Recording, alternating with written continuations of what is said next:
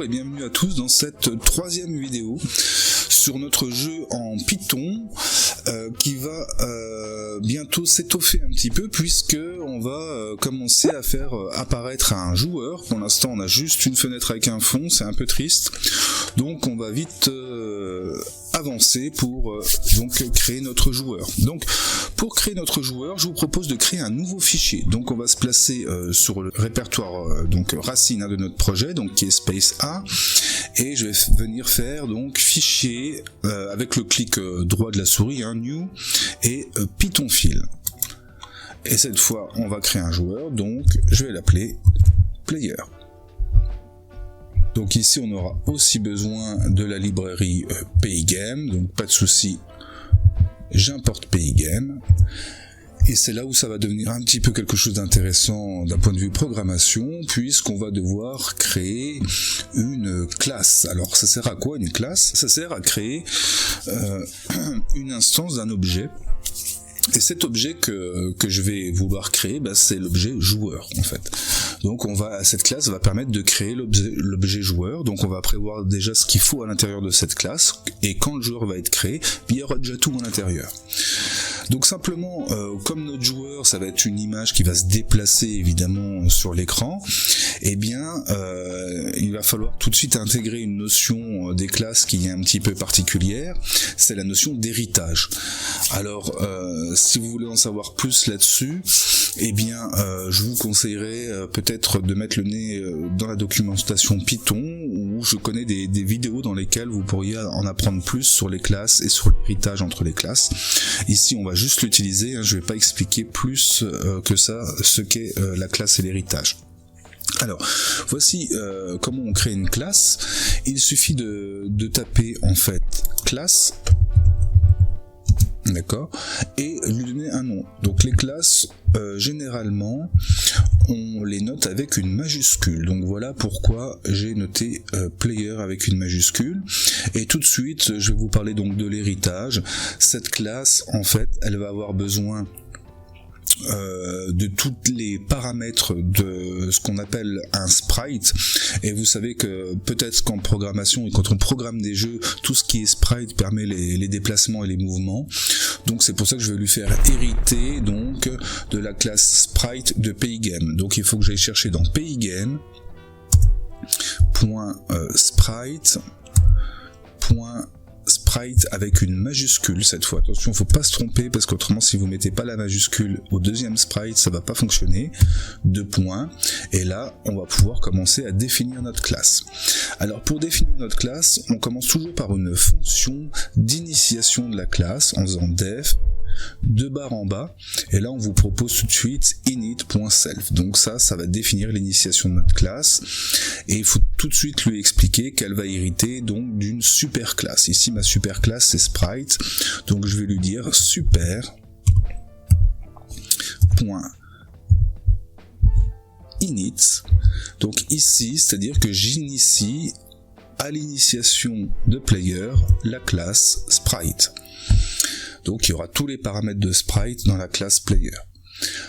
Ensuite, mon joueur, il devrait avoir une image. Alors je vais charger une image exactement comme on a fait pour le fond d'écran, mais elle va faire partie des paramètres de mon joueur. Et tous les paramètres de mon joueur donc seront enregistrés, si vous voulez, quelque part dans une sorte de base de données qui s'appelle self. Donc ici, self, c'est sa propre base à lui-même, donc self. Alors le paramètre ici, on va l'appeler image, et ça va être égal au chargement de l'image par Pygame, donc pygame.image.load, comme on l'avait fait dans la vidéo précédente, parenthèse, ouvrez les guillemets, et le chemin pour retrouver l'image de notre joueur. Alors ici moi c'est ressources, et si je me trompe pas c'est player avion. Donc ici player-avion.png. Vous voyez que cette fois il s'agit bien d'un PNG. Et normalement, du coup, je lui applique une méthode, je ne sais pas si elle est encore nécessaire dans les nouvelles versions de Pygame, de convert alpha, ça c'est pour qu'il conserve bien la transparence qui a été définie dans l'image. Donc voilà, on a chargé notre image dans donc le paramètre image, et cette image maintenant on va récupérer ses dimensions et on va les stocker dans une variable qu'on va appeler rect. Donc ici self.rect pour avoir le paramètre rect, et on va rechercher donc dans self.image. Donc ça c'est celui qui est juste au-dessus, hein. On va rechercher dans l'image qu'on a téléchargée, et bien get rect.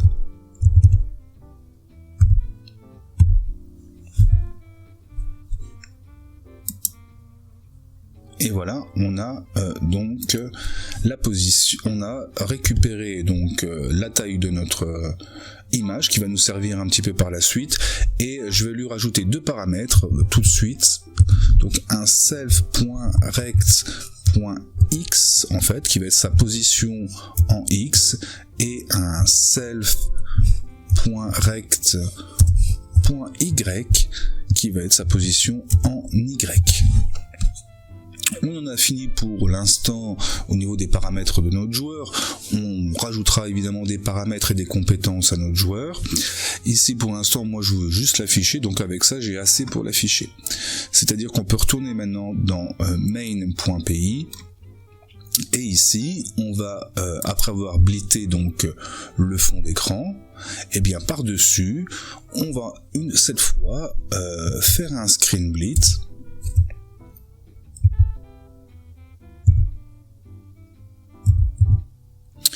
de notre player. Mais je vois que j'ai pas créé de player, donc du coup il va falloir que je crée d'abord un joueur. Pour créer un joueur, je remonte en dehors de la boucle while, et ici par exemple on peut passer de ligne, et bien on va créer un joueur donc dans une variable qui sera une instance donc de la classe player. Voici comment on déclenche une instance de la classe player. Là il me dit que player n'existe pas. Ah bah oui, dans mon fichier main, j'ai pas ma classe player, donc il va falloir que j'aille la chercher. Alors pour aller la chercher, on va le dire from le fichier player importe la classe player. Et vous voyez, il a tout de suite reconnu qu'il y avait une classe player dans player, et il me l'a proposé, il dit même que c'est une classe. Voilà, et du coup maintenant ça existe, donc là il n'y a plus de soucis, et on va pouvoir, donc il y a bien une instance de player qui est créée à partir de ce moment là, qui est stockée dans player, et bien on va pouvoir donc faire un screen blit de notre player, et pareil que pour le background, en lui mettant ses coordonnées. Alors par contre pour avoir player, vous voyez que si j'écris ici directement player, ça va poser problème, parce que quel paramètre de player il faudrait prendre. Donc du coup ici c'est bien notre image qu'on veut mettre, d'accord. Je vous rappelle que c'était pour background directement l'image, et que dans player l'image elle est chargée au niveau de image. Donc du coup c'est pour ça qu'ici on va mettre un point image. Et pour la position, on pourrait récupérer la position qu'on avait définie pareil dans les paramètres de player. Donc du coup ici on pourrait mettre donc le fameux rectangle de player. Donc ici c'est le player.rect. Alors l'idée peut-être pour que vous compreniez ce qu'affiche ce qui est contenu dans le fameux rect, là, ce fameux rectangle dont on va se servir pour déplacer notre image et pour détecter les collisions, etc., etc. Donc quelque chose d'assez important. On va imprimer dans la console les valeurs de player.rect. Comme ça, vous allez voir ce qui est contenu dans ce paramètre de player. Voilà, alors on peut essayer et on va voir si ça fonctionne. Ah, ça a l'air de fonctionner, donc j'ai mon image de mon joueur qui est bien en 0,0 et l'image est très très grande, donc je vais retravailler l'image pour qu'elle soit un petit peu plus petite. Et puis d'un autre côté, on a bien notre rect ici, donc ici les coordonnées qu'on lui a placées en X et en Y, et vous avez aussi sa largeur et sa hauteur. Donc du coup, ou sa hauteur et sa largeur, je sais plus exactement dans quel sens il les note. Donc du coup, généralement c'est quand même largeur et hauteur. Vous voyez à peu près comment est organisé ce paramètre là. Donc c'est un tuple de 4 nombres. Hein. Voilà pour mon print.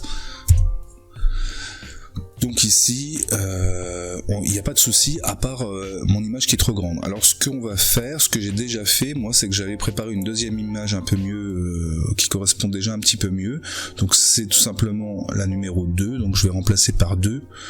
Mais en fait, vous pouvez retoucher votre image et ça va corriger aussi. Hein. Donc ici, avec une image plus petite, voilà, on a quelque chose de plus correct.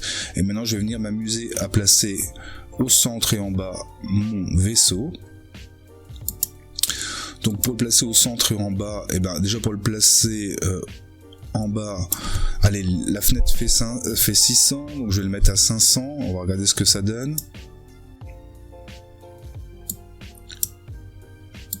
Ah, je l'ai mis à 500 en X, donc il est sorti de la fenêtre, c'est intéressant, mais c'est pas ce que je voulais faire. Donc on va remettre à 0 pour X et on va mettre à 500 pour Y. Voilà, là il est déjà un peu plus en bas, j'aimerais bien aller un peu plus loin, donc on va mettre allez, 520 pixels, et je pense que ça devrait être bien. Voilà, parfait. Donc maintenant qu'on a bien placé en Y, eh ben, on va essayer de se mettre un peu pro milieu. La fenêtre elle fait 400, si je mets 200, bah, c'est le coin gauche du rectangle, le coin gauche et en haut du rectangle qui est pris en compte. Donc du coup, il va être un petit peu à droite, puisque le milieu que j'ai défini, c'est pour le coin en haut à gauche de mon image. Donc du coup, je vais faire peut-être 20 ou 50 de moins, et puis il devrait être bien placé. Donc ici, à la place de 200, je vais mettre 150. Et voilà, on est pas mal. Donc on a déjà un bon début pour notre jeu. On a notre joueur qui est affiché maintenant et sur lequel on va pouvoir faire des choses. Mais avant ça, je vous propose dans le prochain épisode de nous amuser à faire défiler le fond d'écran de manière à ce qu'on ait l'impression que l'avion est en train d'avancer dans l'espace. Donc je vous donne rendez-vous sur la prochaine vidéo. N'hésitez pas à liker celle-ci si vous avez bien aimé et à vous abonner à la chaîne si cela vous intéresse. Et nous continuons donc dans la prochaine vidéo. À très vite.